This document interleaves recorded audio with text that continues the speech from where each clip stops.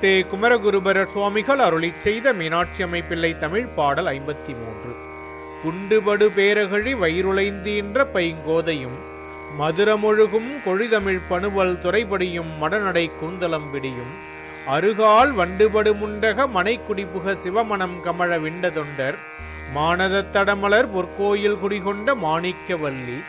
வில்வேல் துண்டுபடு மதிநுதல் தோகையிடும் அளவில் பல தொல்லுரு எடுத்து அமர் செய்யும் தொடுசிலை என ககனமுகடு முட்டி பூந்துணர்ந்தலை வணங்கி நிற்கும் கண்டுபடு கண்ணல் பைங்காடுபடு கூடல் கலாபமயில் வருகவே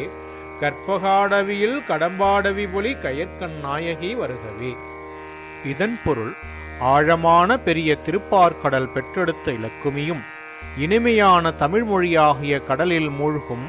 நூல்துறையில் மூழ்கும் மென்மையான நடையினையும் கூந்தலையும் கொண்ட பெண் யானையாகிய கலைமகளும்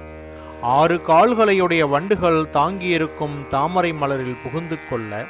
சிவமணம் கமழுமாறு அடியார்களின் மனத்தில் எழுந்தருளியிருக்கின்ற மாணிக்கவல்லியே, வில்லை கையில் கொண்டிருக்கும் மன்மதன் உடைந்த பிறையினை போல விளங்கும் நெற்றியினை உடைய தன் மனைவியாகிய ரதியுடன் பல வடிவங்கள் எடுத்து போர் புரிய எடுத்த விற்களைப் போல ஆகாயத்தின் உச்சியை தொடுமாறு பூங்கத்துடன் தலைவணங்கி நிற்கும் கரும்பு காடுகள் உள்ள மதுரையில் எழுந்தருளியிருக்கும் தோகை உடைய மயில் போன்றவளே வருக, கடம்பவனத்தில் எழுந்தருளியிருக்கும் கயற்கண் நாயகியே வருக என்பதாகும்.